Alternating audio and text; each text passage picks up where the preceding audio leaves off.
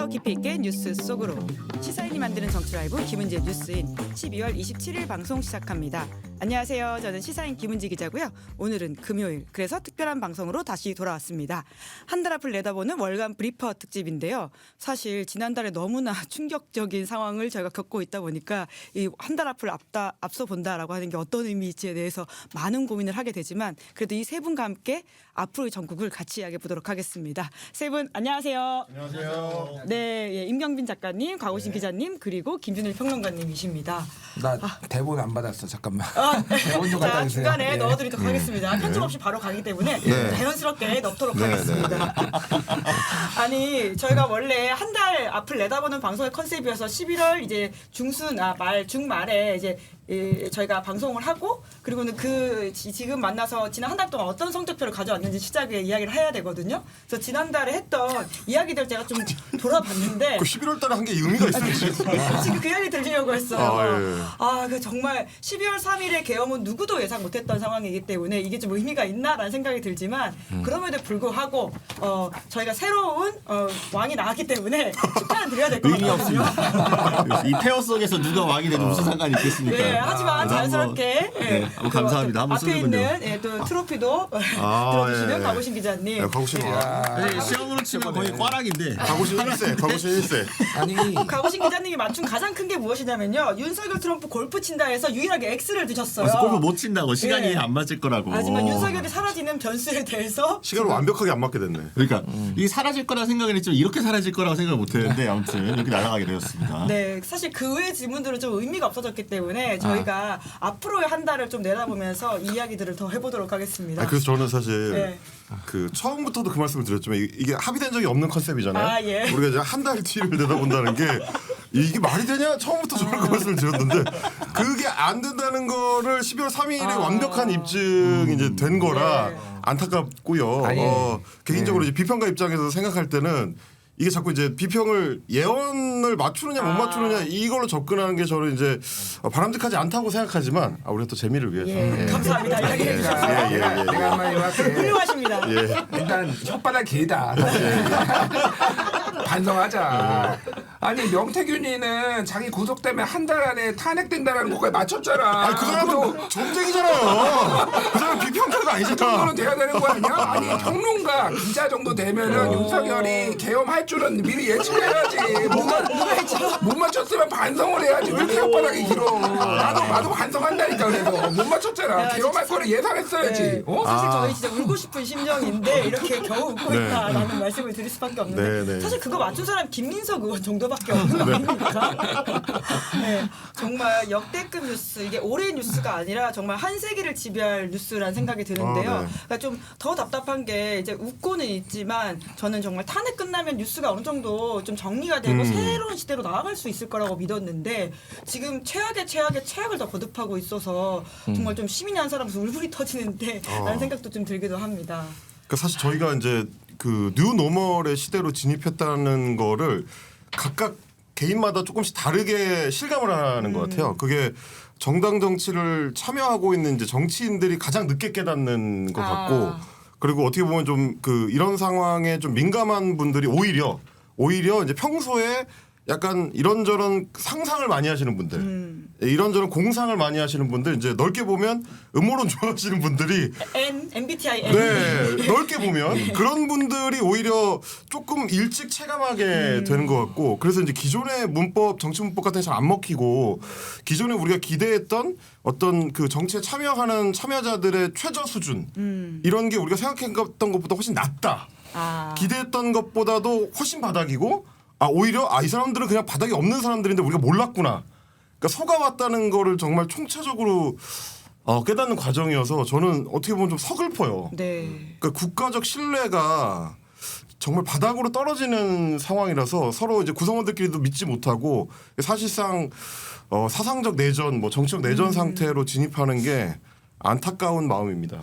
그러니까 이게 그 제가 항상 이런 자리에 있을 때 말씀을 드리는 게 이 저세력은 이렇게 하겠지 하면 안 하고 설마 이건 안 하겠지 하는 걸 항상 골라왔기 때문에 이게 지금 이렇게 굴러떨어진 건데 이게 아무리 그래도 기본적으로 어떤 민심이 뭔지 시민의 의지가 무엇인지가 이 분기점에서 명확히 확인이 된 거잖아요. 예. 여의도 앞에 모이시고 광화문 가시고 지금 선청동 앞으로 또 가고 있죠. 그렇게 이렇게 모인 시민들의 어떤 총의가 명확하게 물리적으로 행사가 되고 발현이 됐으면 정치인이나 국민 대표라는 사람들은 좀 알아들을 만한데 알아들을 만한데 이분들은 또다시 그 잠깐의 소나기만 넘어가고 나서 어떻게 하면 우리가 살아남을 수 있을지 오로지 모든 거는 다음 대선에서 어떻게 하면 우리가 살아남을 수 있을까 여기에 포커스가 맞춰져 가지고 다분히 정략적이고 정무적으로만 판단을 하니까 정말 이해할 수 없는 하면 안 되는 지금까지 선을 지금 계속 넘고 있는 게 반복되고 있으니까 뭐 이제 다음 주는 또 무슨 의미가 있고 또 그 다음 주 무슨 일이 벌어질지 아무도 알 수가 없는 상황. 2025년은 되게 깝깝한 상황에서 다들 맞이해야 되는 상황인 그러니까 거죠. 사실 이제 토론을 하려면 서로 어느 정도 이해를 하는 상태에서 그렇죠. 이제 이게 예. 대화가 오가야 되잖아요. 아, 저 사람이 무슨 의도로 저런 말을 하는구나. 근거는 뭐구나. 그러면 나는 저거에 대해서 어떻게 반박해야지. 이게 토론이거든요. 근데 상대가 그냥 들어 눕거나 지금 그러고 있죠. 난 모르겠다 생떼를 쓰거나 이러면 이건 토론이 안 돼요. 그러니까 거기는 당연히 협의나 합의가 있을 수가 없는 건데 상대가 그래버리니까 약간 어떻게 해야 되지라는 좀 당혹스러움. 아, 그런 상태인 것 같아요. 일단 다음번에도 많이 틀릴 것 같으니까 지금 혓바닥이 자랑을 깔아놓으신 반성하자. 거다. 지금 반성했다, 삼각부 시민의 마음을 반성하고. 이야기하셨는데 아니 안 되면은 명태균 힘이라도 빌려야지. 빨리 물어봐. 용한데 가가지고 군산이라도 가든지. 그럼 군산에 가든지. 네. 거기 지금 탄핵 내가 그게 약간 소름 돋는 게 여담인데 탄핵 1년 남겨놓고 탄핵된다고 그랬잖아. 잘하면 그 이선진인가 군산 보살님. 군산 보살님 정말 그렇게 되는 거 아니야? 나 요즘 그 생각 사람 하시는 거 질질질 끌어가지고 1년 걸리는 거 아니야? 약간 이 생각까지 좀 약간 소름이에요. 그래서 일단은 못 맞추면은 전문가의 도움을 좀 빌리자. 네. 지금 이 분노가 치미는 상황을 김진일 평론가가 애써 수습하고 계신다라는 제 말씀을 드리겠습니다. 친구가 실제로 그 색깔점 잘 보는 분을 추천해 줬습니다. 색깔점이라는 게 있더라고요. 예. 우리가 진짜 어디까지 갈 수 있는 것이냐라는 걱정이 드는데 아마 저희 지금 방송 보시는 분들도 불안한 마음과 그리고 진짜 어떻게 되는 건지에 대한 어떤 걱정을 마음을 덜어서 이제 저희 방송 보고 계실 텐데요. 예상하기는 어렵겠지만 지금까지 상황을 종합적으로 분석해서 그러면 좀 OX를 이번엔 좀 들어주시면 감사드리겠습니다. 명확하게 해야 될 거는 예, 한 한 달 달 우리가 안에. 다음 달에 예. 만났을 예. 때 한 달 안에 1월 말 예, 예. 안에 상황이 이렇게 될 것이다라고 하는 예측을 저희가 같이 해보도록 하겠습니다. 앞에 계신 OX 판넬 들으실 때 OX 같이 이야기해 주시고요. 준비되셨으면 들어가 보도록 하겠습니다. 자, 한덕수 내란죄로 기소된다. 하나, 둘, 셋. 오, 갈렸네요. 자, 헌법재판관 3명 임명된다. 하나, 둘, 셋. 네. 계속 갈리고 있습니다. 쌍특검법 통과된다. 하나, 둘, 셋. X. 네. 윤석열 체포된다. 하나, 둘, 셋. X. 네. 노상원 수첩 수거 대상에 한동훈 나온다. 하나, 둘, 셋. X. 그리고 국민의힘 윤석열 제명시킨다. 하나, 둘, 셋. X. 야, 네. 김건희 포토라인 선다. 하나, 둘, 셋. X. 네. 박정훈 1심 무죄 나온다. 하나, 둘, 셋. O. 예, 마지막이 그나마 긍정적인 전망이라는 생각이 드는데요. 아니 근데 불러주면서 계속 한숨을 쉬면 어떡해요? 아니야 전망. 괜찮아 예. 다 틀릴 거야. 틀렸으면 좋겠어요. 아니 정말 시민의 한 사람으로서 나라가 망할까봐 걱정이 되고 지금 오늘만 하더라도 환율이 1,480원 찍었다 이렇게 이야기가 나오고 있기 때문에 진심으로 우리가 나라 걱정해야 되는 공동체 걱정을 해야 되는 상황인데 이 전문가 세 분이 부정적 전망을 하고 계시다 보니까 저도 모르게 한숨이 나왔습니다. 예, 그래도 이야기를 좀 해봐야 될 텐데요. 가장 뜨거운 인물. 한덕수 이제 권한 대행이지 않습니까? 내란죄 혐의가 있다라고 하는 의심을 계속해서 받아왔는데 어제 김용현 전 장관 대변인 쪽에서 변호인 쪽에서 이야기를 좀 했고 근데 또 오늘 또 말을 살짝 바꾸긴 했어요. 이제 그럼에도 불구하고 기소된다는 전망에 대해서는 두 분은 O.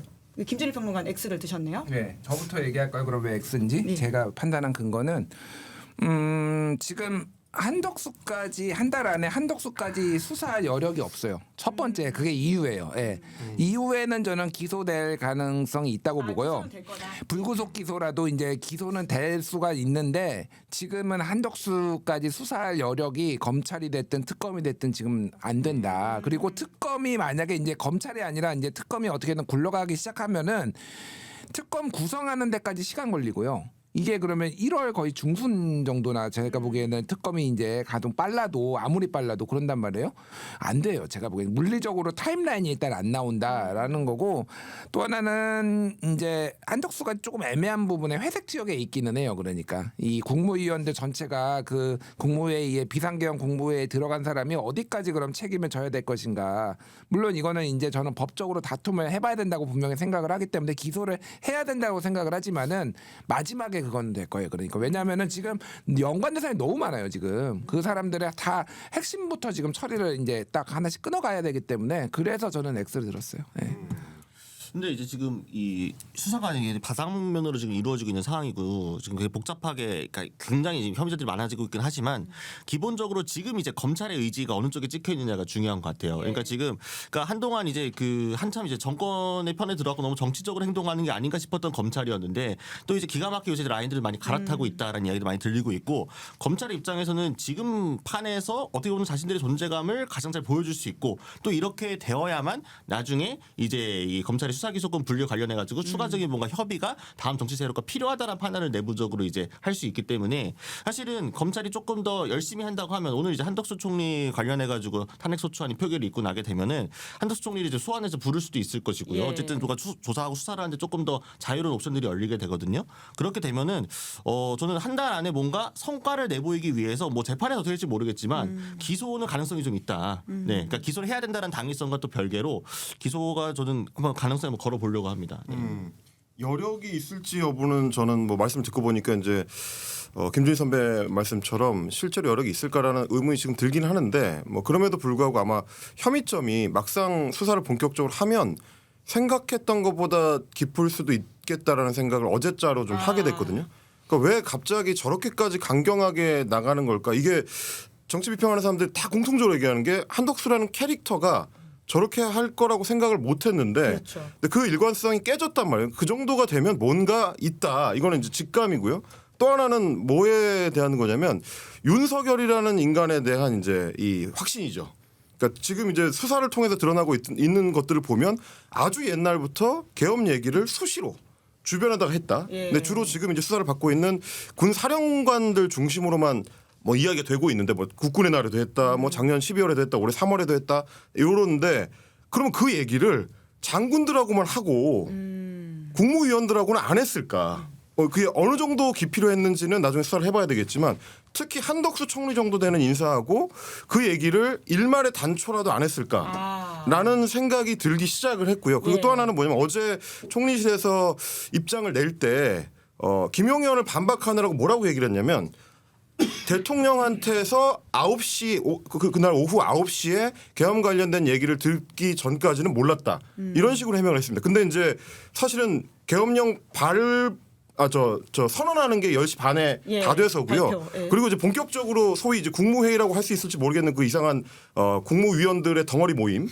그게 이제 한 10시쯤이거든요. 예, 예. 그러면 그것만 따지더라도 적어도 그 전에 윤석열이 한덕수한테 계엄 관련된 얘기를 했고 그러면 그게 뭐 나중에 이제 사실관계 앞뒤 여부를 따져봐야 되겠지만 장관들을 모아들이는 때는 이미 그게 계엄 관련이라는 걸 알고 있었을 가능성. 아, 그렇죠. 그럼 말하자면 예. 그건 이제 법리적으로 따졌을 때 계엄이 불법적으로 이제 행해질 걸 알면서도 국무회의를 갖춰주려고 한 혐의 이 부분에 대해서는 조금 또렷하게 좀 잡히는 느낌이 들거든요. 예. 그건 이제 뭐 이 시간 관계나 뭐 이런 걸 나중에 따져봐야 되겠지만 그게 조금 더 드러나면 좀 빠르게 기소가 이루어질 수도 있다. 뭐 그런 생각을 좀 하게 됐습니다. 예, 근데 사실 수사도 수사인데요. 결국은 이제 탄핵 때문에 굉장히 여러 가지 쟁점들이 있지 않습니까? 한덕수 권한대행이 헌법재판관 3명을 임명하지 않겠다라고 하면서 지금 탄핵 열차가 출발을 한 건데 근데 200석으로 지금 통과가 안 될 경우에는 한덕수 총리가 출근할 수도 있다. 일정 부분 출근 투쟁을 한다. 뭐 이런 지금 예측도 있거든요. 그러니까 정말 전국 혼란으로 가버리는 건데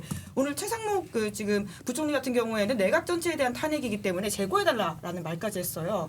정말 이렇게 되면 어떻게 된다고 보십니까? 근데 이제 지금 내각에서 만약에 정말로 이거 200명이기 때문에 151명 기준으로 해서 하면은 소용없어 우리 안 들을 거야라고 했다면 굳이 오늘 그렇게 최상목 부총리까지 나와가지고 재고 요청을 할 필요는 없을 거라고 생각을 해요. 이거는 사실상 뭔가 조금이라도 더 이제 좀 부결적으로 방향을 좀 잡고 싶어가지고 좀 철회를 요청하는 차원에서 이야기를 한 것으로 보이고 아마 오늘 우원식 의장이 땅땅땅 3번 두드리고 냈는데 그 다음에 출근을 하는 이건 사실상 그렇게까지는 가기 어려울 거라고 봅니다. 그렇기 때문에 오히려 그에 대한 뭔가 시나리오와 대비를 하는 것으로 보이고요. 근데 이제 문제는 그러니까 한덕수 총리의 탄핵소추안이 표결이 가결됐다고 해서 그래서 한덕수 총리가 출근을 안 한다고 해서 그럼 문제가 좀 해결이 되느냐 전혀 아니라는 거죠. 이미 최상목 부총리 같은 경우에도 헌법재판관 임명에 대해서 계속해서 이제 비토 의사를 밝힐 가능성이 높아졌기 때문에 사실상 누구를 그러니까 계속 골라가면 탄핵을 순서대로 하더라도 계속 헌법재판관 임명 안 하고 버틸 거라고 하게 된다면은 다 찾아가지고 이걸 해야 되는 거잖아요. 그러니까 이게 지금 무한 반복의 시대로 갈 수도 있다 계속. 나중에는 대행을 탄핵할 대대 상황도 올 수 있는 상황이 되는 거지 잘못하면. 아 근데 왜 안 하는 거예요 정말? 아니 그러니까 아 진짜 왜 안 하는 거예요? 몇 가지 이제 가능한 헌재에서 예. 일어날 수 있는 가능한 시나리오와 이제 내각에서 일어날 수 있는 가능한 시나리오를 좀 짧게 길어지지 않게 좀 말씀을 드리면은 어제 이제 SBS가 보도를 했는데 6인 체제는 이미 이진숙 방통위원장이 가처분 신청을 했는데 인용이 돼서 원래는 7인 이상이 돼야 되지만 6인 체제도 가능하다라는 게 헌재의 이제 판단이었잖아요. 그게 다른 헌재 심판에도 적용이 된다라는 게 헌재 입장이었는데 재판관 중에 한 명은 누군지 모르겠으나 지금 이거는 좀 문제가 있는데라고 지금 의견을 표명했다라는 거예요. 이견이 있다는 거죠. 자 그러면은 지금 어떻게 되냐면요. 이제 뒤에 거하고도 연결이 됐는데 3명 헌법재판관 임명이 되느냐 안 되느냐 쉽게 얘기를 하면은 지금 6인 체제를 계속 유지를 하잖아요. 자 그러면은 자 4월 18일이면은 문재인 정부에서 이제 문재인 정부에서 임명한 이미선 이제 2명이 하잖아요. 문영배? 그러면은 그 앞단에서 하려고 할 거 아니에요. 상식적으로 보면 본인이 6인인데 나가버리면 4인이 돼버리니까 완전 마비가 되니까 하려고 할 거예요. 9인이 채워지지 않더라도. 그러면은 두 가지 방안이 있는 거예요. 하나는 나 이거는 6인 체제가 안 되겠는데 라고 헌법재판관 한 명이 이거 못하겠다라고 들어 누워서 안 되는 방법. 예. 심판이 안 되는 방법. 또 하나는 아예 사고나 거리 상황이 발생해 버리는 거예요. 그 6명 중에 한 명이 저는 이거 아프거나 뭐 이런. 아플 수도 있고 저는 뭐 소위 말해서 극우 쪽에 테러 가능성도 배제할 수 없다라고 봐요. 뭐 이거를 제가 과장해서 하는 게 아니라 이건 별 희한한 일들이 있기 때문에 예를 들면 아니면은 뭐 윤석열에 동조하는 사람이 나 사퇴할게. 라고 하면은 다음에 임명해야 되는데 임명이 안 되잖아요. 그냥 마비시켜버리는 그러면은 거죠. 헌재가 어쨌든 우리나라의 모든 분쟁, 법적 분쟁의 최종 권한쟁의 심판도 하고 헌법소원도 여기서 하고 뭐 저 위헌정당 해산도 여기서 하고 다 하잖아요. 예. 이거를 그 최종적으로 해줄 사람, 해줄 기관이 이제 마비가 되는 상황이 오면은 한덕수 대행이 됐든 최상목 대행이 됐든 그 무슨 대행이 됐든 2년 반 앞으로. 윤석열 임기를 다 채우고 윤석열을 섭정을 하거나 아니면 그 중간에 돌아오려고 하거나 이런 상황을 배제를 할 수 없다라는 거 하나를 말씀드리고 그렇기 때문에 임명이 안 될 가능성은 제가 좀 이따 이제 다시 설명드리고 내각 같은 경우에는 지금 최상목까지는 민주당이 볼 텐데 그 다음에는 아마 때로 그냥 탄핵해버릴 것 같아요. 왜냐하면은 최상목 다음에 이주호고요. 이주호 다음에 유상임 과기정통부 근데 여긴 유상범 형이에요. 그 다음에가 조태열이에요. 외교부 장관. 외교부 장관은 미국 대사가 계엄 당일날 전화했는데 안 받아버렸어요. 완전 무책임한 극치고 그 다음에 이제 극우 유튜버인 김영호 이제 통일부 장관이에요. 그 다음부터 이제 대환장 파티인데요. 법무부 장관인데 탄핵됐죠. 그 다음에 국방부 장관인데 탄핵됐죠. 그 다음에 행안부 장관인데 탄핵됐죠. 뭐 이런 순서예요 지금. 그러면은 이 차관들이 지금 대행을 하고 있는데 여기 예를 들면 법무차관이 장관 대행을 하고 있는데 이 차관이 대통령 권한대행이자 사회부총리 권한대행이자 경제부총리 정한대 이 대행을 다 할 수 있는지 없는가 가지고 또 여야가 싸울 거예요 만약에. 그러니까 그 사태를 안 보려면은 민주당은 한꺼번에 그러니까 최상목까지는 보고 최상목 이후에는 그냥 다 탄핵해 버릴 거야 아마. 그러면 이제 이거를 가지고 국무회의가 이게 그러니까 유효안이 아니냐 소위 말해서 정족수를 채운 거냐 아니냐 그러면 대행이 있으니까 차관들이 오면 되는 거 아니냐 아니다 이거는 국무회의가 성립이 안 되는 거다 가지고 또 싸울 거예요. 그러니까 이거는 지금 시나리오는 제가 최악을 말씀드린 거긴 한데 이쪽으로 갈 가능성이 매우 높고요. 나라가 우리가 전체가 마비될 거다. 근데 그 책임을 국힘은 이제 민주당의 이재명의 조기 대선을 위해서 이렇게 하는 거다라고 이제 이거 가지고 이제 싸우기 시작할 겁니다. 이제 이미 오늘 벌써 조선일보가 그렇게 조선이 이미 프레임을 그렇게 잡았고 오늘 국힘에서 1,470원 가고 1,500원 가는 거는 다 민주당 때문이다라고 지금 오늘 뭐 성명을 발표하고 뭐 이런 상황이에요. 아니 내란을 누가 일으켰는데요? 뭐가 제가 막 그걸 동조한다라는 게 아니라 이 냉정하게 요 시나리오를 지금 제가 너무 과장하는 게 아니라 제가 그리고 화요일 날 말씀드렸는데 그때 여기 나와가지고 한덕수가 대선 얘기 뭐 이런 썰이 있다는 꼭 대선이 아니더라도 이미 그때 그 얘기가 나온 거는 화요일 날에 기점 월요일 날 밤에 기점으로 기조가 확 바뀌었다 그러니까 한덕수가 소위 말해서 윤석열, 한덕수, 권성동이 세 명이 이제 미략을 했다 뭐 이렇게 이제 보는 게 맞을 것 같아요. 예.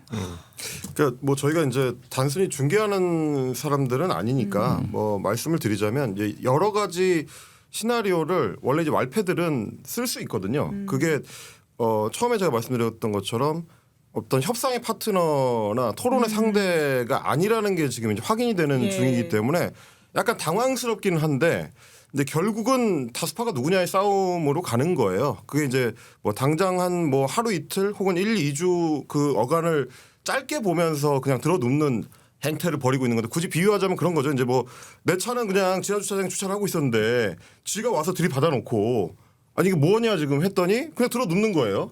그리고 자기가 병원에 가. 이런 식으로 나와봤자 결국 보험금을 내야 될 때가 오고 경찰이 이제 출동을 하면은 그 말패 부리던 사람들도 그냥 숙일 수밖에 없는 거거든요. 네. 그러니까 장기적으로 보면은 이런 모든 작당들이 결국은 저는 안 먹힐까라고 보는데 뭐 이런 수 저런 수를 아무리 내봐도 그 엄청난 혼란들 지금 대한민국이라는 세계 10위권의 경제 대국이 무정부 상태다. 심지어 그거를 소위 보수 정당이라는 이제 집권 세력이 추동하고 있고 이 무정부 상태를 자기 어떤 정치적 이득을 위한 도박에 동원하고 있다.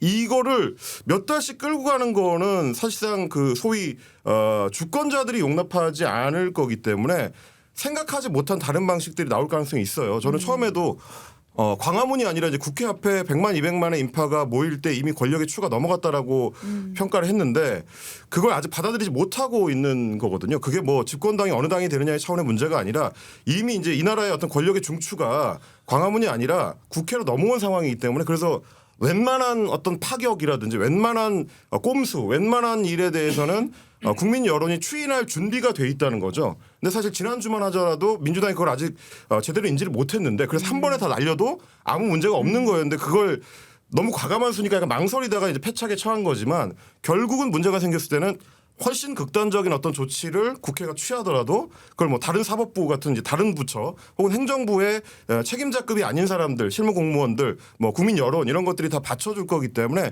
어떤 수든 내서 어떻게든 돌파를 해내야 된다. 지금은 내란 상황이고 내전이 연장되고 있는 상태이기 때문에 이걸 진압하기 위한 조치가 필요하다. 뭐 저는 그렇게 봅니다. 아니, 이 문제를 가장 깔끔하게 해결하는 방법은 이미 나와 있어요. 그냥 한덕수 대행이 헌법재판관 임명하겠다고 하면 돼요. 그렇게 추천하니까 그러면은 모든 게 해결되잖아요. 이 더 이상의 혼란을 최소화로 막을 수가 있는 건데 한덕수 대행이 안 하겠다고 버티니까 지금 이 사단이 난 거잖아요. 그런데 오늘도 무슨 뭐 국민의힘 논평이나 발언 같은 거 보게 되면은 환율이 이제 1,500원을 돌파할 가능성이 있는데 이게 다 많은 경제 전문가들이 한덕수 대행을 탄핵하면 이 제2의 외환 위기가 올 거라고 경고하고 있듯이 이런 얘기를 하고 있어요. 그 경제 전문가 누구지 좀 보고 싶어요. 어떤 경제 전문가 얘기를 하는데 정확하게 인용을 해가지고 논리를 끌고 와서 우리가 매일 뉴스를 보는데 그런 사람이 없습니다. 그런 식으로 얘기하는 사람이. 많은 경제 전문가들이 그래서 오늘 김기현 울산 고리도 그런 얘기하고 있어. 권성동 그 대행도 아침에 그 회의에서 그런 얘기하고 다 뭐 논평도 그 조선일보 모양이고. 읽는 거죠. 그러니까 조선일보. 그러니까 네. 그냥 이게 정말 조중동 읽어야 될 때 안 읽고 지금 안 읽으셔도 될 때도 너무 열심히 읽으시는 것 같아. 근데 요새 중동도 안 그래요. 네, 조선만 그래요. 진짜 조선. 아니 지금 채널A도 지금 우리 김용현 전 잠깐 거기 못 들어가가지고 이러고 있는 이 어느 상황에서 지금. 아니 그리고 뭐 제가 하는 거예요, 진짜. 꼭 하나 짚고 싶은 게 예. 지금 이제 뭐 비평가들 중에서 일부도 그렇고 국민의힘 같이 이제 소위 그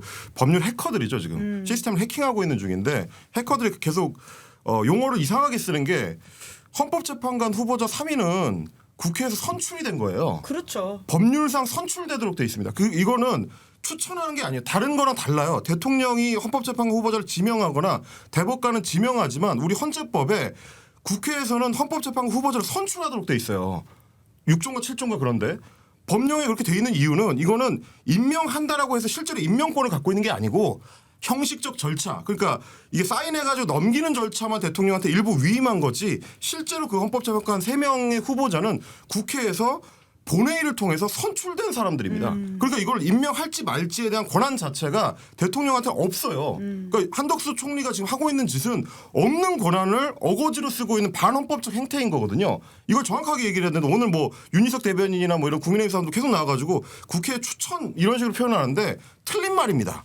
애초에 그런 권한이 없는 거예요. 그리고 그걸 억지를 쓰고 있는 것뿐이지. 그러니까 불법적 행태 내지 반헌법 행태를 하면서 억지를 쓰는 거지 마치 이게 논쟁적인 사안으로 몰아가고 있는 것 자체가 안 되는 거다. 이 말씀을 좀 드리고 싶습니다. 아니 여야 합의를 해오라는데 이거 이미 여야 합의됐던 거잖아요. 그러니까요. 그렇죠. 아니 그것도 추경을 거짓말이에요. 예. 아니 여야 합의가 안 됐는데 무슨 합의가 안 돼서 합의가 됐으니까 후보들을 다 이렇게 해서 지명해 놓고 인사청문회에서 다 잡아놓고 이미 다 했던 거잖아요. 이제 와서 무슨 여야 추천이 안 됐다고 하는 것 자체가 아무튼 아유 법꾸라지 진짜. 한번 모아서 추억한 끓여야지. 이거 한 방에 하나씩 하면 안 돼요. 오늘은 지금. 거의 저희 시일야 방송 대국 방송이라고 보시면 될 것 같은데요. 이제 그럼에도 불구하고 헌법재판관 임명이 된다고 두 분은 보셨거든요. 왜 그러십니까? 끝까지 버티기는 판단 좀 안 해? 어려울 네. 거라고 저는 이제 네. 생각을 하고요. 그리고 네. 지금은 말하자면 여론도 어떻게 보면 지금 보고 있는 건데 뭐 아주 적극적으로 푸시를 하는 상태가 아니기 때문인데 저희가 이제 8년 전을 생각해 보면 박근혜 탄핵 때도 중간중간에 여러 고비들이 있었습니다. 온갖 어떤 방해 행태나 거의 지금 하고 있는 비슷한 것들, 그러니까 들어눕는 거.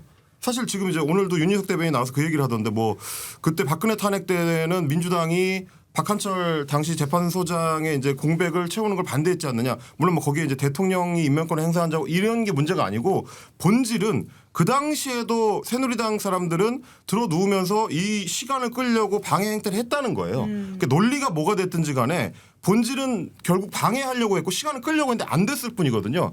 그때도 마찬가지고 지금도 마찬가지고 장기적으로는 안 먹힐 생태를 쓰고 있는 중이다. 그게 뭐 어떤 방식으로 해결하게 될지는 상황에 따라서 다르겠지만 결국 그게 끝까지 버틸 수 있는 방법은 아니다. 뭐 저는 그 말씀을 좀 드리고 싶습니다.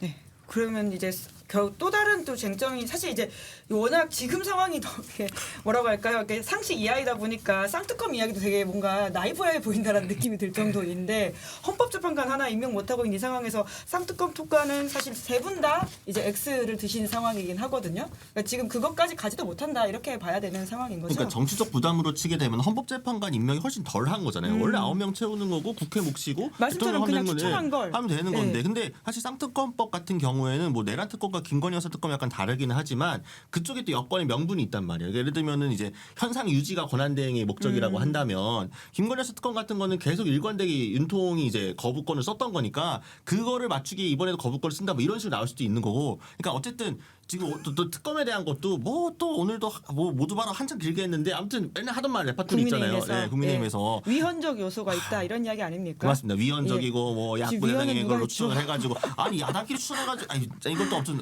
여러분 저희가 예. 이미 팩트 체크 한 거니까 아무튼 그 이미 팩트 체크 된 거를 거짓말을 계속 반복하고 있는 거예요. 왜냐? 어차피 자기들이 지금 설득할 대상은 다수의 시민 뭐 합리적인 어떤 중도층 그런 게 아니라 그냥 자기들만 바라보고 있는 딱 그 코어층만 지키겠다라고 하는 거고 있고 이거에 대해서 지금 뭐 한덕수 권한대행이 그 다음 내각이 누가 될지 모르겠습니다만 이거는 앞에 문제가 해결되기 전에는 이거는 해결되기 어렵다. 그러니까 아마 좀 묵혀두고 있겠죠 아마. 예.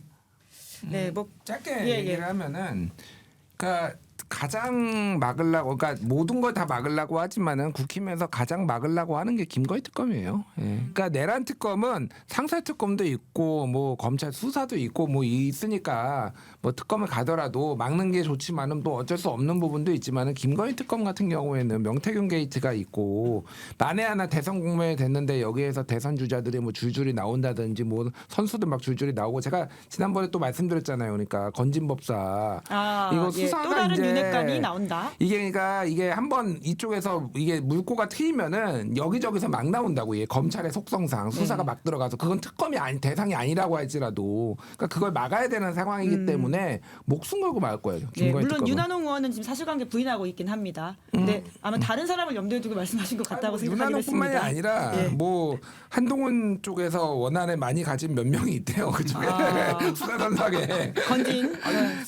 수본 본부장도 뭐 한동훈 동기고 뭐 어쩌고 해가지고 이제 검찰 수사를 뭐 방해하거나 지연시킬 거다라고 얘기했지만 약간 이해가 게 다르거든요. 심우정 검찰총장 같은 경우는 이제 어떻게 보면 직계 라인 윤석열사는 직계 라인 쪽에 가깝고 이제 박세 본부장 같은 경우는 사실은 정권 바뀌고 나서 진급이 막혔거든요. 약간 이해관계가 달라요. 이제 그런 부분들까지 종합적으로 고려하면 특검 안 한다고 해서 그걸 막을 수 있을까? 뭐 그런 생각이 좀 들긴 하죠. 결국 그건 불러갈 것이다라는 말씀이신데 사실 가장 지금 이 국면에서 핵심은 윤석열 대통령에 대한 강제 수사이거든요. 그러니까 지금 윤석열 체포된다에 있어서는 그런데 가구신 기자 X를 드셨고요. 임경빈, 김준일 두 분은 O를 드셨는데 가구신 기자 얘기 먼저 들을까요? 소수 의견이니까. 아니 그러니까 일단 뭐 제가 고를 수 있으면은 제가 저라면 체포를 하겠죠. 근데 이제 제가 할 수 있으면 안 하지. 가구신 당장 체포. 체포를 바로 가죠. 근데 이제 손을 단신으로도 가지. 그러니까 이게 항상 어려운 게 이제 문열아 이새. 아니, 저희가 생각하는 당위성이나 해야 된다가 아니라 이제 예측하는 거니까 이게 만약에 체포를 그러니까 뭐 윤석열 대통령만이 아니라 그 전에 이제 다른 장관급 같은 것도 체포를 하려고 보게 되면은 조사를 받으러 왔을 때 조사를 받고 나서 그 자리에서 긴급 체포하는 경우가 있고 아니면은 이제 체포영장으로 이제 달려가는 두 가지 경우에 쓴 거잖아요. 근데 일단 윤통이 지금 나올 리가 없다. 하나. 그렇죠. 네, 수사에 나올 리가 없기 때문에 조사에 임하다가 중간에 조사 수정해봤더니 이건 좀 체포가 필요하겠네라고 현장에서 그 자리에서 체포된다. 이런 일은 긴급 체포는 없을 가능성이 크고 안 나올 거니까 이 사람은 저 안에서 계속 그 뭐 예배만 드리고 있는 거 아니에요 지금? 그리고 만약에 이제 그러니까 지금 공수처에서 세 번째로 지금 통보를 했죠. 네. 이것도 안 하면 우리는 체포영장 신청할 수도 있어라고 했는데 이게 일반적인 경우에도 보통 3번 정도 소원 불러서 안 오면 체포영장 청구하니까 그렇죠. 영장 청구하겠죠. 그러면은 법원에서 발부될 가능성이 좀 있다고 봅니다. 그것도 좀 쟁점이 있지만 발부가 된다고 쳤을 때 이거 어떻게 집행할 거예요? 경호처가 당장 대통령 경호처에서 들어놓고 막지 않겠습니까? 거기가 그러면은- 막을 것이다. 그러면 경찰이 뭐 기동대를 투입할 겁니까? 뭐 어떻게 할 겁니까? 그러니까 그런 물리적 충돌을 감행을 하고 체포를 해야 되는데 저는 물론 그럼에도 불구하고 상황이 된다면 해야 된다고 생각을 하지만 그렇게까지도 무리하지 않을 가능성이 크다. 경호처가 막 들어놓고 막겠다 막 그러게 되면은 공권력 또 공권력이 충돌하는 거잖아요. 물론 한쪽은 이제 법을 어기는 거지만 이런 상황이 됐을 경우가 혼란스럽기 때문에 한 달 내에 체포될 가능성은 별로 없다라고 봅니다. 저희 진짜 계속 최악의 상황을 가정할 수밖에 없기 때문에 이렇게 그러니까 말씀드리는 경호처가 건데. 단체로 경찰들하고 싸우는 모습을 볼 수 있습니다. 그러니까 이게 사실은 곽우신 기자가 한 게 이 세 명 중엔 소수설이지만은 이게 사실 정배예요, 정배. 이게 메인 스트림이라고 들어눕는. 근데 이제 저는 왜 이거를 이제 오를 들었냐면은 제가 오든 거 맞죠? 나 막 헷갈려. 네. 오든 거 맞지? 양심이 없으시구나. 이게 정배라니까 막 들으면서 솔깃했어. 사실은 나도 약간. 벌써 설득당한 중이네. 아니 근데 제가 왜 이제 오를 들었냐면은요. 사실은 최근에 이제 이래저래 제가 이제 여기저기서 주워 듣는 게 있는데 경호처의 스탠스가 약간 미묘해졌어요. 네, 제가 직접 들은 건 아니고 이제 전에 들은 거를 좀 감안을 하시고 들으면은 이 체포와 관련해서 뭐 경호처의 모 관계자들한테 이제 뭐 선수가 이제 얘기를 물어봤는데 우리의 임무는 대통령의 신변을 안전하게 보호하는 것이지. 안전만 보호가 되면은 사실은 어디든 상관없다. 안전하게 동부구치소에 가면. 그러니까 안전하게 본인이 가장 안전할 수 있어요. 안전하게 공수처에 넘기면 사실은 네. 그거는 예. 이 무력 충돌이나 예를 들면 영장 집행을 할 때 이 방해하는 것에 대한 부담감은 어느 정도 염두에 둔 얘기가 아닌가, 염두에 두고 있는 거 아닌가. 이거는 어쨌든 특히 긴급 체포가 아니라 긴급 체포를 방해하는 것도 문제가 되지만은 특히 법원에서 체포 영장을 발부 받았는데 와가지고 이거를 반대하는 거는 이건 심각한 범죄가 될 수 예. 있거든. 다 처벌받아요 그러면은 뭐가 그렇죠. 됐든. 공무집행 방해잖아요. 그러니까 이거는 이미 경호처도 약간 빠져나갈 구멍을 어느 정도 두고 있는 거 아닌가라는 건데 이런 조직들의 특성은요 그 기후가 매우 중요해. 그러니까 이게 윤석열이 이번에 그래서 체포가 되고 끝장날 거라는 거를 어느 정도 예감을 하면은 이들도 사실은 저항을 세게 안 할 텐데 지금같이 이게 복귀 가능성이 있다. 막 이렇게 되면은 이 사람들도 나중에 또 윤석 얼굴 또 봐야 되는 거야. 내줬는데 돌아왔어. 그러면 이제 곤질해지는 거야 이게. 거기가 아니고 모두가 지금 망하는 상황 아닌가요? 그러니까 이게 그래서 공수처는 저는 연초에 영장을 이제 청구해서 받아올 거라고 생각을 해요. 공수처는 어쨌든 그렇게 되는데 체포 여부는 조금 봐야 되겠지만은 조금의 한 스푼의 예. 희망을 담아가지고 제가 오를 했어요. 그래서 저는 이제 결국 다 인간이 하는 일이라는 건데 희망을 담아서 말씀드리자면 29일로 이제 출석 시한을 박았잖아요. 예. 그러면 연말 전에 끝내겠다는 거 아니냐. 약간 그런 의지나 의도 같은 게 좀 읽히는 측면이 있다고 생각을 하고 싶습니다. 그런 생각이 있었으면 하는 거고 예. 사실 뭐 물어보면 체포영장이든 구속영장이든 청구하면 거의 100% 나온다는 거예요. 그거는. 그럼 사실 이제 법원이 발부한 영장이 있는 상태에서 그걸 어떤 간 큰 자가 윤석열하고 같이 순장될 각오를 하지 않는 이상은 그걸 진짜로 막아서겠냐. 잠깐 초반에 약간 제스처를 취한 다음에 이제 빠져주든지 뭐 그런 걸 할 건 모르겠는데 그럴 가능성이 하나 있고 저는 계속 이제 소위 이제 내란 범들이나 예. 피해자들이나 혹은 이제 그 변호인들이나 혹은 그 동조자들의 목소리가 과다대표되다 보니까 우리가 이제 강력범죄 사건들 보다 보면 그런 고민들이 보도하는 사람들 항상 있거든요.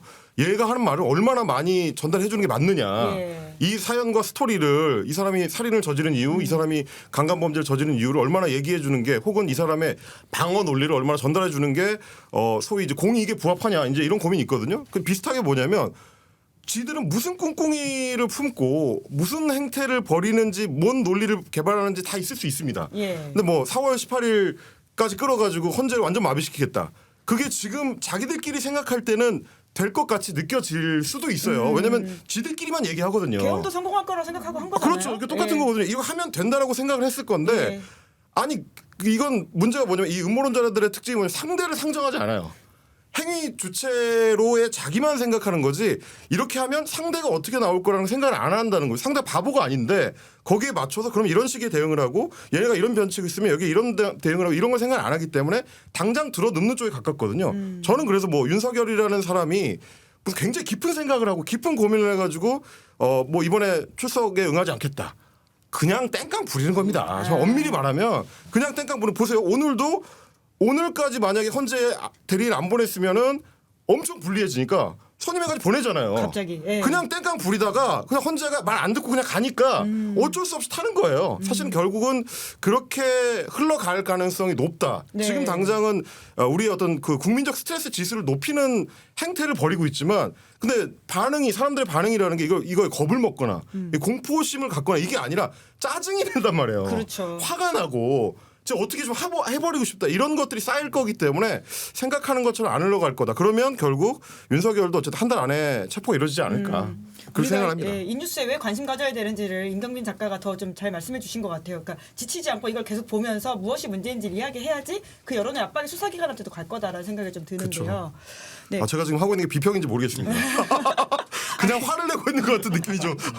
지금은 사실 좀 같이 화낼 필요가 있는 시기인 것 같다라는 생각이 들어요. 헌정의 파괴인데 공동체의 파괴인 상황에서 우리가 의미 있는 논평을 한다는 게 뭔지에 대한 저도 고민이 좀 들긴 하거든요. 저도 이제 초반부터 그 고민이 많았거든요. 예. 그러니까 비평을 하려면 자꾸 이제 무게추를 중간쯤에 놓고 이쪽 얘기 전달해 줘야 된다고 늘 생각을 해왔는데 그게 잘 안 될 때도 많았지만 근데 이번 경우는 저는 12월 3일 그 밤에부터 말씀을 드렸던 게 이거는 친위 쿠데타고 반란 상황인데 여기에 중간지대가 어딨냐. 뭐 청관유 기자 같은 분들도 그 페이스북에 글을 쓰셨지만 아니 공화국을 지키려는 사람들하고 반공화국 세력, 공화정을 무너뜨리는 세력의 싸움인데 중간지대가 어딨냐라는 생각을 계속 하다 보니까 이 약간 좀 비평가로서 정체성 고민을 계속 하면서 가야 되는 국면인 것 같아요. 아니, 그러니까 뭐 작고 하신 홍자 선생께서 명쾌하게 정리해 주셨잖아요. 앵돌레랑스 명쾌하게 했기 때문에 지금 저들은 그냥 민주주의의 적이에요. 민중의 그렇죠. 적입니다. 뭐 더 네. 이상 여지가 없어요. 그러니까 하다못해 거기서 반성을 하고 우리가 좀 잘할게요. 앞으로 이렇게 하겠습니다. 협조하겠습니다. 이것도 아니고 또한 며칠 만에 끝나버렸잖아요. 한덕수 대행 같은 경우에도 우원식 의장 만나러 왔을 때 그렇게 저자세더니 그치 완전 태도 바뀌어가지고 지금 이러고 있잖아요. 제가 진짜 그 얘기 듣고 우원식 의장 만났을 때 거의 읍소를 했더만. 네, 거의 뭐 엄청 낮게 엎드려가지고 막 협조도 구하고 뭐 잘하겠다고 하고 저희가 얘기하면서 막 했는데, 그러니까 본인이 뭐 그런 얘기를 한 거 아니에요. 이거 내 공직의 마지막이라고 생각을 하고 아무튼 최선을 다해서 잘 수습하겠다라고 했으면 책임을 다 해야 그래야 그래도 같은 민주주의 대상으로서 어떻게 뭔가 협의도 해보고 앞으로 이 안정화시켜 볼까가 내오는 건데 저렇게 뻗대고 있고 당연히 해야 될 것도 안 하고 있는데 무슨 여기서 더 이상의 협의가 무슨 필요가 있고 이 지금 상황에서는 그러니까 협치는 필요한 때가 있고 그러니까요. 지금은 네. 그게 아니라 이거 원칙의 문제라니까요. 룰 원칙. 자체를 파괴하려고 예. 하는 이 공론장 자체를 황폐화시키려고 하는 저들을 어떻게 상대되는지 저는 또 비상한 방법으로 좀 대응하지 않으면 그러니까 최소한 경찰차도 과속자 잡으려고 과속을 하잖아요. 고속도로에서. 그런 거랑 비슷하게 지금 상황에서는 물론 이게 뭐 누가 봤을 때는 지금 민주당이 이렇게 전부 국무회의를 마비시키려고 다 탄핵하는 게 말이 되느냐라고 하지만 먹히지도 않고 시민들이 그게 별로 반응하지도 않아요. 이런 상황일수록 역풍은 일어나지 않습니다. 얘들 갈 땐 가는 게 맞다 생각합니다. 평상시였으면 취향과 차이 뭐 이런 좋고 나쁨이 있을 수 있는데 이건 사실 아예 범위 바깥에 있는 이야기여서 그렇죠. 우리가 이런 이야기를 자꾸 하게 된다라는 말씀을 저는 드리게 지금 되네요. 상황에서 이제 무슨 조기 대선이나 무슨 개헌이나 이런 얘기들이 얘기들이 뭐 단순히 한가한 얘기라서가 아니고 본질이 아닌 얘기를 가지고 이제 가짜 이슈를 만드는 쪽에 조금 더 가깝다. 그래야지만 지금 상황에서 자기들이 불리한 상황을 조금이라도 벗어날 수 있으니까. 근데 지금도 저희 같은 사람들이나 혹은 언론에서 계속 국민의힘의 정치인들한테 질문해야 되는 거는 그래서 윤석열이 탄핵이 돼야 되느냐 말아야 되느냐. 그러니까요. 지금 이 상황이 내란 상태의 문제냐 아니냐. 윤석열이 12월 3일에 했었던 일이 반란이냐 아니냐. 이 질문들이 계속 제기돼야 된다. 그 질문에 그 사람들이 계속 맞닥뜨려져야지만 자기들이 무슨 짓을 하고 있는지를 스스로 좀 깨달을 수 있다. 뭐 그런 생각을 하게 됩니다. 요새 국민의힘 프레임 바꾸려고 민주당의 내란 세력이라고 지금 뭐라고 있잖아요 지금. 이렇게 국무위원들 다 탄핵시켜가지고 지금 국정을 마비시키고 경제를 파탄내고 쟤네가 내란이야. 오죽 내란이란 말 듣기 싫었으면은. 근데 그런 역프레임이 지금 걸릴 상황이냐고 지금. 말도 안 되는 상황인 건데 딱 그 한 줌에 남아 계신 그 분들만 바라보고 지금 정치하는 거예요 지금. 이게 정치도 아니었어 엄밀히 말하면. 그럼 좀 옮겨서 국민의힘 윤석열 제명한다 먼저 이야기해보면 좋을 것 같은데 세 분 다 X를 두셨잖아요. 그러니까 지금 국민의힘의 어떤 갱생 가능성에 대해서는 그러니까 안 보신다는 거잖아요. 오은영 네. 박사님이 오셔도 안 돼요 지금. 이분들은 지금 심각한 지금 뭔가 어떤 공황 상태에 있는 건지 보니까 위기 상황에서 더 악수를 두는 경우들이 있잖아요. 그러니까 정상적으로 판단을 해보면은 우리가 지난 탄핵 때 왜 망했지? 탄핵 때 우리가 너무 더 오른쪽으로 가가지고 황교안 전 대표와 같이 아스팔트에서 태극기 흔들고 청와대 앞에서 단식하고 우리가 이래서 조졌구나. 이걸 반복하면 안 되겠다. 이번에는 조금 더 중도층도 잡고 좀 반성하는 로우키로 가면서 잘 끄집어내서 이렇게 포섭을 해야지. 이걸로 갔어야 되는 게 지극히 당연한 정무적 판단 아닙니까? 근데 이 당연한 정무적 판단을 하지 않고 탄핵 찬성파 누구야? 야 일어나. 손 들어. 너네 나가. 심지어 그런 거 가짜 뉴스라고 주장하고 있잖아요. 배신자라고 아니, 계속 그래서 사겼다. 물병을 던진 건 없다. 그냥 요것만 한 거다. 바닥에 떨어졌다. 이거 지금 가짜 뉴스 내용단이라고 그게 던진 만들어갖고 거죠. 무슨 뭐 진짜 뉴스 발굴단 해갖고 이재명에 대한 해외 외신들이 위기를 막 여러 있다. 그게 진짜 뉴스인지 모르겠지. 그렇다고 치고 그게 무슨 뉴스 밸류가 있는지 모르겠고 가짜 뉴스 내용단 만들어가지고 얘기하는 거. 문정복 그 의원이 이제 SNS 남긴 거 이거 가짜 뉴스다. 왜? 한덕수는 사람의 아들이니까. 그 자식이 아니다. 네, 나 그거 진짜 뒤집어졌어. 이건 진짜 처음엔 너무 누가 가짜로 만들어 돌리는 건 줄 알았어요. 진짜 너무 어이가 없어갖고 가짜뉴스 대응단이 가짜뉴스의 정의도 뭔지 모르는 것들이 가짜뉴스 대응단이라 지금 헛짓거리를 하고 있는 거니까 지금 뭔가 그런 꼬투리 잡아가지고 뭐 이렇게 뭐 하나 이거 막 이거 장갑차가 아니라 사실 군용 차량인데요 왜 장갑차라고 보도해가지고 시민들의 불안을 가지고 이런 걸 가짜뉴스라고 체포전대 대응하고 있는 사살조라고 했어요. 뭐 이런 거죠. 그 수준이 그러니까 이 당의 수준이 적나라하게 드러난 겁니다. 그러니까 지금 진짜로 그때 그 이제 비상계엄 해제할 때 표결한 분들, 그 다음에 이제 탄핵계에서 이제 찬성 의견 해주신 분들, 그리고 최근에 이제 몇몇 표결에 들어와서 얘기하신 그런 정말 소수의 몇 명들을 제외하고는 나머지 분들은 이번에 명확하게 드러난 겁니다. 민주주의의 탈을 쓰고 있지만 사실상 이분들은 그 양의 탈을 쓰고 늑대들이 들어와가지고 양을 잡아먹으려고 하고 있는 거예요. 지금 뭐 거의 갱생 가능성이 없죠 지금 이 상황에서. 네, 얼굴 두꺼워야 된다라고 하는 이야기까지 나왔다라고 하는데 김준일 평론가가 파악한 국민의힘 분위기는 좀 어떻습니까? 국민의힘 내부 소장파들은 좀 약간 체념 상태? 그러니까 그래요? 체념 상태라는 게 뭐냐면은 어떻게 할 수가 없잖아요. 이게 뭐 구심점이라도 있고 아니면 숫자가 뭐 비등비등하고 그래서 뭐 이 체제를 뒤집는다거나 이게 목소리를 단체로 내 가지고 뭔가를 뒤집어 보고 이런 상황이 아니잖아요. 그러니까 그냥 뭐 당론으로 결정되면은 따르는 분위기 뭐 이런 것 같아요. 그리고 몇 명이서 이제 뭐 약간씩 자기 의견 내고 그래서 말씀하셨다시피 그 변할 정당이었으면은 한동훈부터 그렇게 쫓아내지 않았겠지. 예, 그러니까 뭐 이거를 뭔가 제명을 윤석열 하거나 그럴 변화를 지금 예상할 수 있는 거는 전혀 없고요. 그냥 일본은 그 얘기까지 하더라고. 그냥 망하고 다시 시작하자 차라리. 어차피. 근데 망할 듯 안 망하는 게 문제 아니에요? 아니 근데 결국은 이제 선거 치료밖에 없어요. 예, 치료. 그러니까 선거 치료가 아직 한참 남았잖아요. 한참 남았는데 그러니까 어쩔 수 없어. 이거를 우리 국민들이 이제 인내하고 참는 수밖에 없어. 이 상황에 대해서는 그냥 명확하게 이 두 분이 워낙 잘 설명해 주니까 내가 굳이 안 보태도 되는데 이런 말도 안 되는 일들이 벌어지는 것에 대해서 결국은 참고 인내했다가 선거로 치료하는 수밖에 없다. 선거 때 심판해야 된다 이 말씀이신 텐데. 아니 저는 좀 이제 이분들이 너무 이제 단견이라는 거에 굉장히 놀랐거든요. 그러니까 한 일주일 뒤, 뭐 한 하루 이틀 뒤 이런 정도만 생각을 하고 거의 하루만 사는 수준으로 정치 행태를 벌이고 있는데 뭐 헌법재판관 3명을 임명을 하면 권성동 원내대표가 어저께 헌법재판관 3명 임명을 강행하면 탄핵 심판이 무효가 될 수 있다. 그러니까 사실 말이 안 되는 얘기거든요. 애초에 앞뒤가 안 맞는 얘기고 아니 헌법재판소가 그걸 결정할 수 있는 최종 심급의 기관인데 거기서 결정을 했는데 그게 어떻게 무효가 됩니까? 그리고 임명해도 된다고 헌재가 밝혔어요. 그것도 그렇지만 임명을 해서 9명의 심판관이 탄핵 심판을 해가지고 탄핵을 결정했어. 근데 그걸 어떻게 무효화를 한다는 거예요? 그러니까 어떤 방식으로? 그럼 결국 헌재로 갖고 가야 되는데 거기서 결정을 했는데 거기서 무효를 하겠습니까? 안 되잖아요. 근데 그냥 우기는 거예요. 이게 그냥 무슨 논리가 있거나 나중을 생각하거나 다음에 어떻게 해야지 이게 아니고 당장 하루 이틀만 생각하고 얘기를 하는 건데 김준일 선배 얘기한 것처럼 저는 계속 그 생각을 하는 게 1년 뒤에 저런 형태의 정치 세력이 남아 있겠냐. 저는 그 생각. 권영세, 권성동, 나경원 이런 사람들이 중심이 되는 그리고 자기들이 보수라고 주장하는 세력이 25년 연말에 남아 있겠냐 이거예요. 저는 그 굉장히 회의적이거든요. 이게 이제 이 사람들은 선거가 아직 멀었다라고 생각을 하는데 오히려 그게 훨씬 큰 자기들한테 독이 될 거예요. 지금 그걸 모르기 때문에 천지사방 모르고 날뛰는 중인데 그걸 시민들이나 유권자들이 기억 못한다라는 정말 어리석은 생각. 그러니까 자기들 같은 수준에서 생각하는 거. 그래서 뭐 요즘 발간된 책에서 나왔었던 얘기지만 한국은 엘리트들 수준이 너무 낮아요. 국제적으로 보면 어디 미국에 가서 비빌 수 없을 정도로 엘리트들 수준이 낮은 주제에 시민 수준은 굉장히 높거든요. 인도가 높죠. 시민 예. 평균이 높아요. 네. 교육 수준도 굉장히 네. 높고 문화적 수양도 높고 그러니까 미국이랑 비교해도 훨씬 높은데 거꾸로 생각해. 그 시민을 무시해요. 지들이 수준이 낮으면서. 근데 그 극단적인 형태가 지금 한국 보수정당에 나타나고 있는 걸 생각하는데 다 기억하고요. 그거를 용서하지 않습니다. 이게 저 세력이 집권은커녕 공직을 아예 맡길 수 없는 최저의 어떤 책임감도 없는 인간들이라는 거를 스스로 입증하고 있는데 3년 반 뒤에 총선을 하면 우리가 야당이니까 해볼만 할 것이다라는 생각을 어떻게 합니까? 3년 반 뒤에 윤상현 의원이 명언 남기지 않았습니까?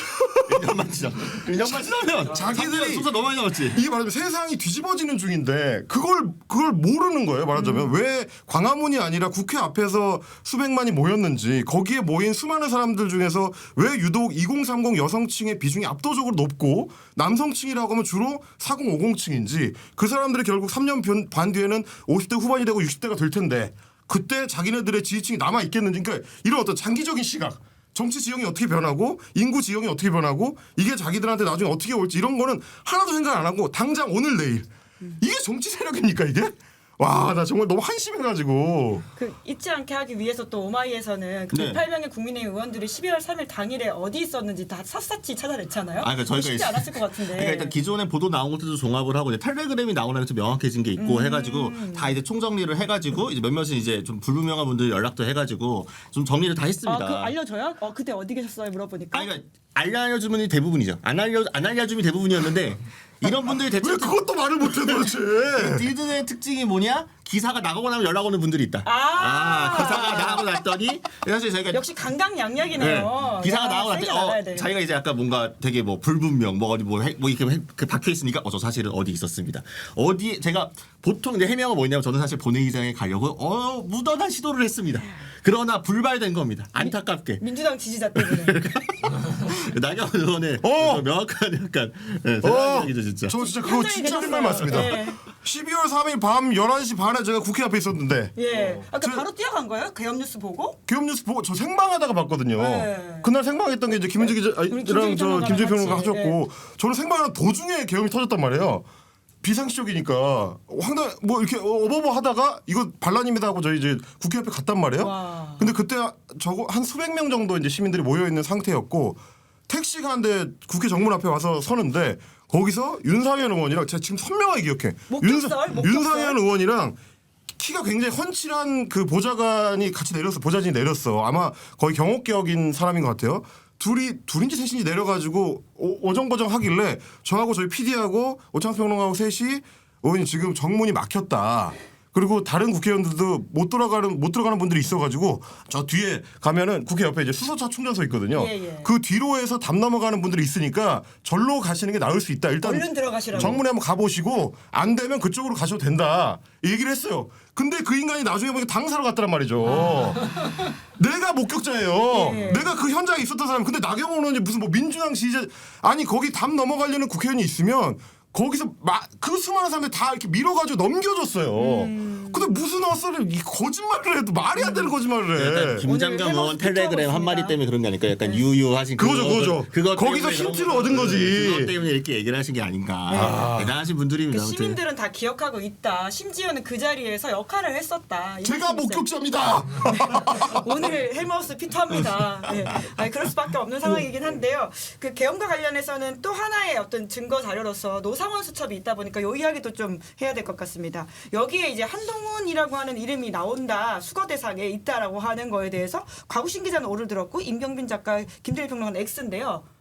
오늘 좀 지분이 낮으신 김준일 평론가 먼저 이야기하실까요? 죄송합니다. 그게 아니라 워낙 두 분이 맞는 말씀을 많이 해서 내가 굳이 얘기를 해야 되나 그런 생각이 들었는데 요거는 짧게 얘기할게요. 예. 노상원 수첩은 세 가지 가능성이 있어요. 뭐냐면은 이게 이제 혼자서 그냥 생각해서 혼자서 끄접했을 가능성. 요것도 하나가 1번이 있고요. 2번은 홍장원 국정원 1차장이 그랬듯이 불러줘가지고 윤석열이 불러줘가지고 그거를 받아 적었을 가능성. 세 번째는 이게 이제 기획설이죠.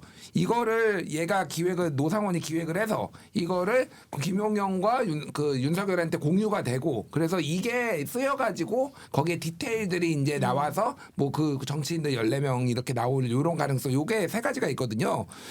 저는 이게 3번이라고 하더라도 그 명단을 굳이 적은 게 아니라 이거를 이런 것들이 있으니까 이거를 거기 윗선에서 이 명단들이 들어갔을 가능성이 더 높다라고 봐요. 그러니까 왜냐하면은 한동훈을 노상원이 굳이 체포를 해야 된다라고 생각을 하지 않은 게 아니라 명단이 나왔더라도 그 명단은 윤석열 차원에서 들어갔을 가능성이 예. 높다.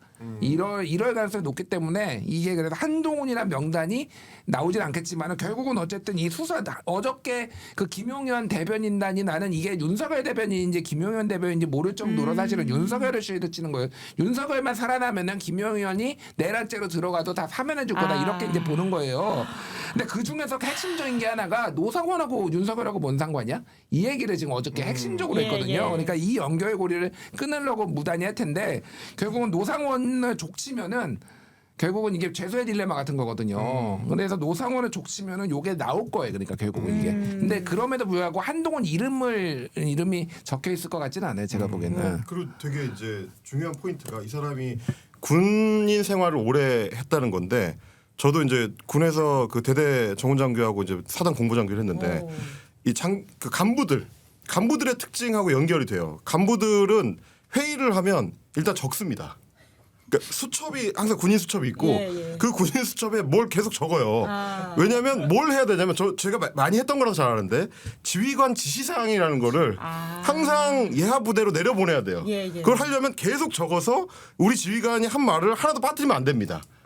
그러니까 말하자면 이제 말씀하신 것처럼 그 수첩을 어떻게 적었을까 혼자 생각해서 적었을 가능성보다는 예를 들면 김용현이랑 둘이 앉아서 예. 야 이거 어떻게 해야 되겠냐 이러는 어떻게 해야 될 것 같아 그러면 이런저런 아이디어를 그게 윤석열이든 김용현이든 내고 그걸 조언을 하면서 어느 정도 노상원이 정리했을 가능성. 그럼 백령도 뭐 이렇게. 그렇죠. 백령도로 이제 보내고 이건 수거 대상이고 이 말들을 김용현이 했든 노상원이 했든 자기들끼리 뭔가 논의를 하면서 정리해 나갔을 가능성이 있다. 그리고 그렇게 되면 이제 김진 선배 말씀하신 것처럼 최종적으로는 그런 아이디어들 여러 개를 취합해 가지고 최종 승인을 윤석열한테 받고 그 리스트는 결국 윤석열이 나중에 이제 뭐 조지호 경찰청장한테 넘겼던 문서나 아니면 이제 뭐 홍장원 1차장한테 전화해서 얘기했던 거나 이런 것과 연결되는 거겠지만 뭐 일종의 빌드업 과정에서 있었던 기초 작업을 그 수첩을 통해서 했을 가능성 뭐 이런 정도 생각하면 될 것 같아요. 그러니까 소위 말하는 이 체포 명단의 로 데이터가 이 수거 대상이라고 할 수 있는 거잖아요. 그래서 저는 보았을 때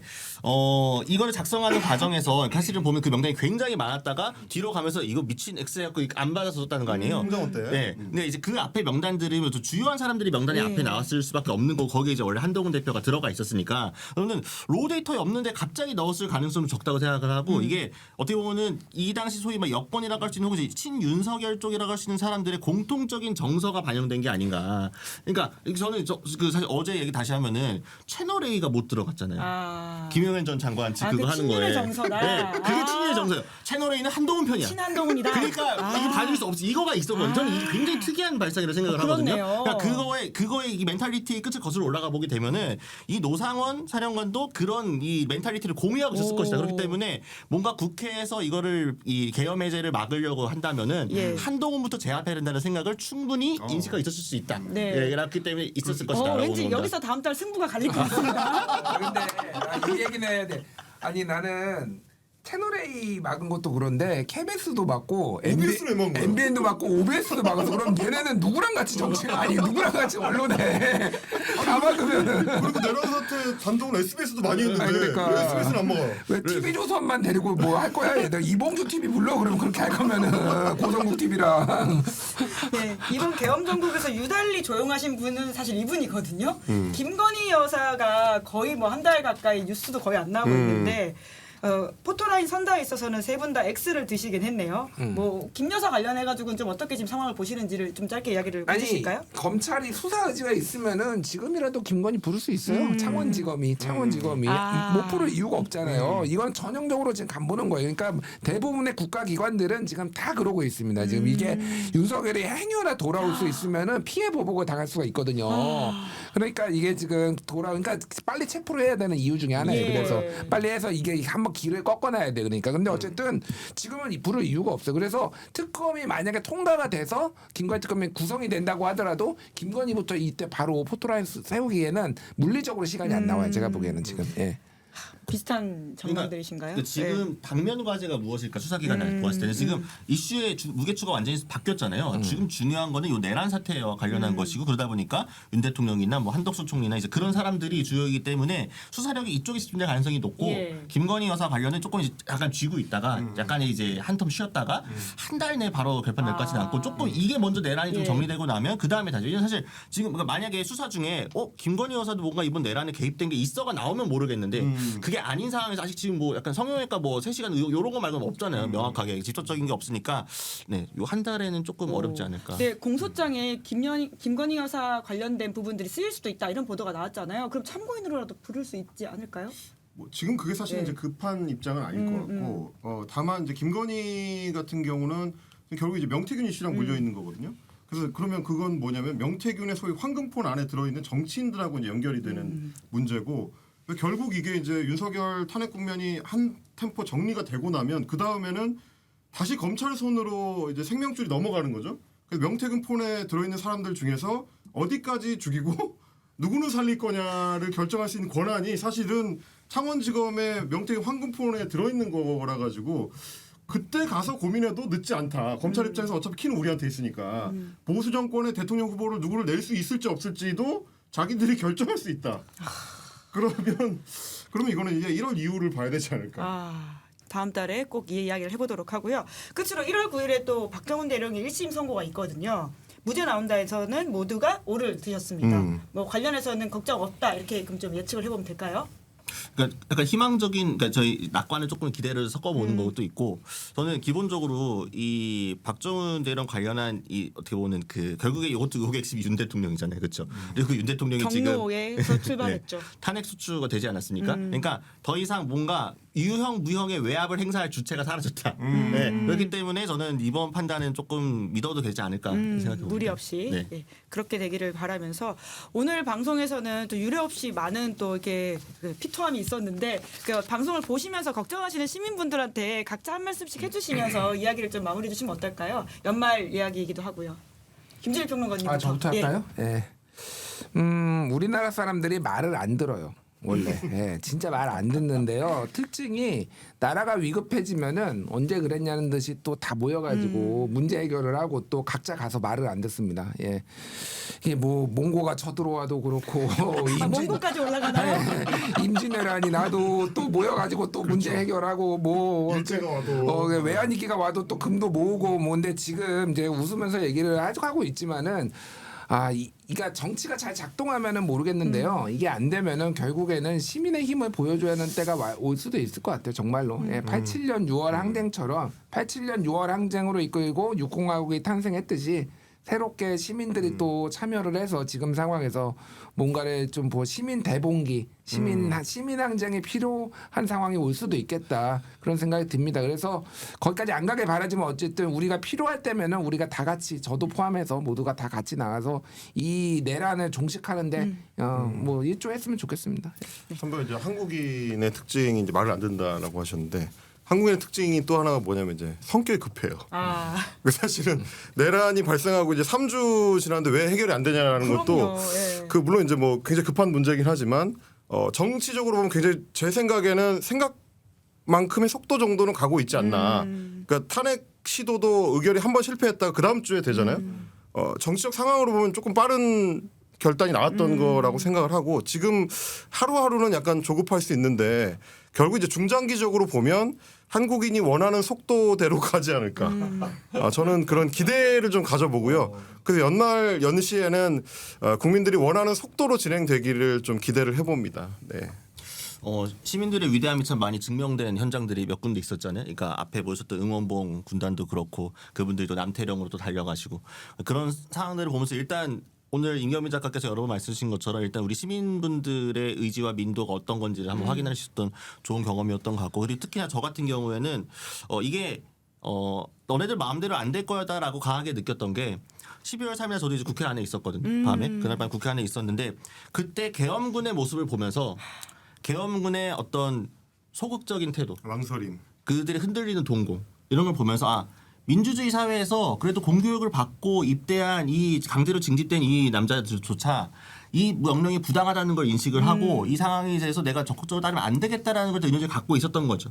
그 말은 뭐냐면은 나쁜 놈들이 아무리 혼자서 악당짓을 할 수가 없거든요. 항상 수하들이 필요해요. 그 수하들이 없어요. 이제 그 사람들 원하는 대로 말 따라줄 사람이 없습니다. 하다못해 그 군인들마저도 이게 부당하다고 저항을 하는 상황인데 누가 과연 그들 마음대로 하게 내버려 두겠습니까? 저는 그런 차원에서 내년 봄 정도에는 정말 따뜻하게 민주주의 봄도 다시 한번 맞을 수 있지 않을까. 그리고 나서 이 상황이 모두 정리가 된 다음에 우리가 차분하게 좀 깊이 있게 80년 체제를 어떻게 정리를 하고 다음 체제 넘어갈 수 있을지 우리한테 많은 정치 체제가 무엇이고 제도를 어떻게 설계할지 이런 좀 심도 있고 고퀄리티 이야기 요즘 우리나라 수준에 맞는 이야기를 하는 자리가 되길 바란다. 네. 이런 헛짓거리도 빨리 정리하고요. 빨리 추어탕 빨리 끓여버리고 모아가지고. 네, 얼른 그런 날이 오길 바라면서 세 분이 오늘 보여주신 또 뜨거운 분노와 연대의 마음을 계속해서 이어가도록 하겠습니다. 세 분 수고 많으셨습니다. 감사합니다. 감사합니다. 네, 김은재 뉴스인 12월 27일 준비한 방송 여기까지고요. 저는 다음 주 월요일 5시에 뵙겠습니다. 오늘 방송 재밌게 보셨다면 구독, 좋아요, 알림 설정 부탁드리겠습니다. 고맙습니다. 시사인이 만드는 정치 라이브 김은재 뉴스인 매주 월요일부터 목요일까지 오후 5시에 생방송됩니다. 구독, 좋아요, 알림 설정으로 함께해 주시면 큰 응원과 격려가 됩니다.